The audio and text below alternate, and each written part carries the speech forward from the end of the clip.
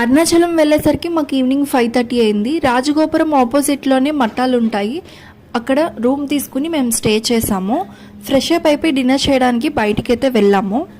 రాజగోపురం ఆపోజిట్లో Manchuria fried rice అయితే చాలా బాగుంటుంది, చాలా టేస్టీగా ఉంటుంది, అస్సలు ఖాళీ ఉండదు, అంత రద్దీగా ఉంటుంది అక్కడ.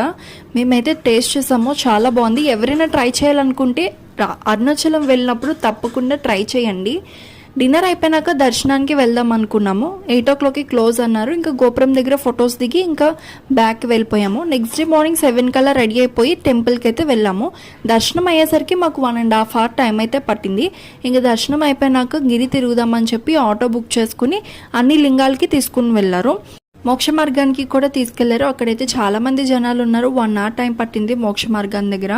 ఇంకా అన్ని లింగాలకి దర్శనం చేసుకుని బ్యాక్ అయితే రిటర్న్ అయిపోయాము.